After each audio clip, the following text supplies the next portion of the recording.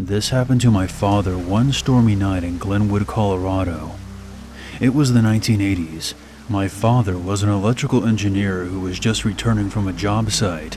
He worked long hours, and it wasn't uncommon for him to be heading home around midnight to the small cabin he shared with a friend tucked back in the canyon walls. It was pouring rain. Lightning flashed only to illuminate the murky puddled patches of washed out terrain. As my father rounded the corner upon the dirt road, he passed a large willow tree. As his headlights crossed its base, he noticed someone was crouched underneath it.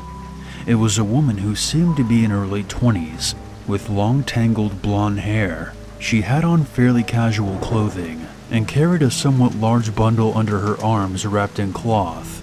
My father, being the gentleman that he was, decided to pull over and offered her to take shelter from the storm in his cabin, just up the road.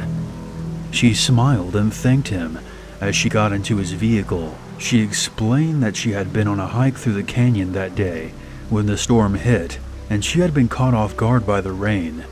Dad smiled and pointed out that she wasn't exactly wearing the best clothing or shoes to go on a hike. She laughed and said that she had left her place on a whim unprepared. He asked if she needed him to dry anything at his place, pointing to the bundle she held tightly under her arm. Her voice suddenly got very stern and stated no. When my father asked her where she lived around the area, things started to get strange.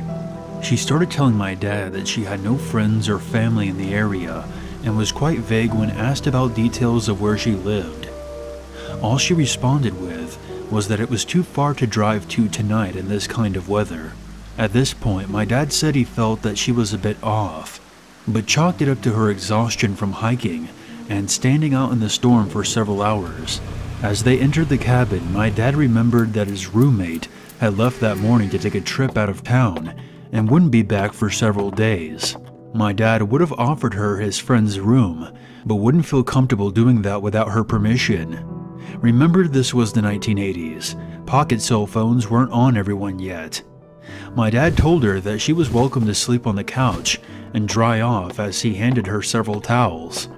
She took them from him with her right hand, but still never let go of the bundle she hugged under her left arm. My dad at this point realized that she had never given him her name, so he introduced himself. "Nice to meet you. My name is Mary Lou," she replied. My father started to feel a bit more at ease and turned on the television for her and handed over the remote. She scanned through the channels, finally deciding on a gangster flick. There was a scene that involved a bunch of mobsters getting shot to pieces. Mary found this to be quite amusing and started to laugh in a crackling, high-pitched tone. My dad started to get a bit creeped out by this. She was enjoying it a little too much, he said. Then my dad asked her about her life, and things took a turn for the worse. When asked if she was in a relationship, she pointed down at her belt buckle and told my dad the story of her breakup. She claimed her last boyfriend wanted to be domineering over her, and to this she responded by bludgeoning him half to death in his gravel driveway with her belt buckle, the same one she was wearing. He kept saying stop, please stop, and begging, but I wouldn't show him mercy, she said, with a note of pride in her voice. My dad asked if he had been abusing her, or if she was reacting defensively, and she merely scoffed and said, "No, otherwise he would be dead." My father's unease grew as the conversations progressed. She told him about her mother dying on the operating table and how the surgeon who had been working on her walked out covered in blood and said that she would be fine. How is she supposed to be okay with all of her guts in the trash can? She spewed. Then she laughed again, glancing back at the TV screen, littered with disheveled, bullet-ridden corpses. "I love the sight of blood. It excites me, turns me on, you know. Death. Draining them to death." At this point, my dad was officially done.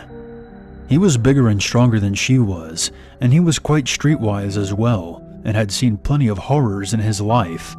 but the way she spoke with a violent confidence, combined with her sure grip upon the bundle which lay under her arm, sent chills down his spine. He needed a plan. Finally, an idea popped into my father's head. I have a friend who's a priest in town. He has access to plenty of shelters funded by the church. You would be a lot more comfortable there instead of on our couch. They can feed you too, and arrange a ride for you to get home in the morning.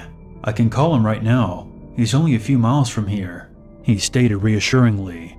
Mary Lou's tone brightened to match his. "That sounds wonderful. Thank you so much." My father smiled, hiding his relief.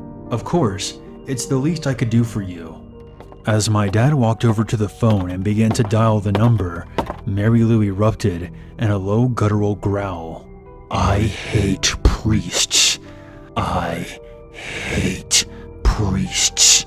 She said it with a tired hatred, a clear, distinct, audible whispered disdain from the bottom of her heart with an unflinching resolve. My dad had enough.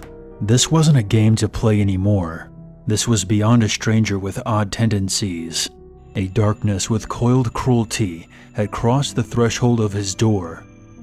"You need to leave, and you need to leave now," my dad said, pointing to the front of the cabin. "There's the door. I can't have you here and feel comfortable. I'm sorry, but the storm has stopped, and I hate to have you walk in the dark, but that's the way this has to go. Please leave." Mary Lou gazed upon him, expressionless, and finally just shrugged. My father walked her out, standing close to her, in the event that the bundle concealed some type of weapon.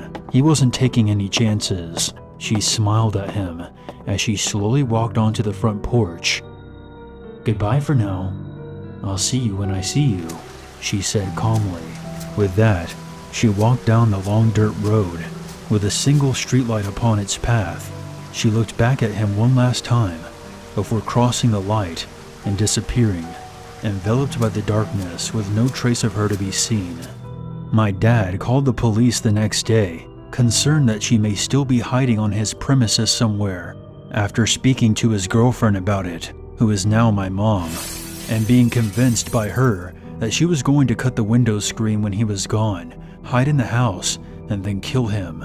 They found nothing, and said the area attracted a lot of transients and nomads. My father then made the mistake of telling his engineer buddies at work, which resulted in them bidding him farewell at the end of each shift, in the form of asking that he say hi to Mary Lou for them. My dad never saw her again. He still questions what could have been in that bundle that she so adamantly protected. He will never know.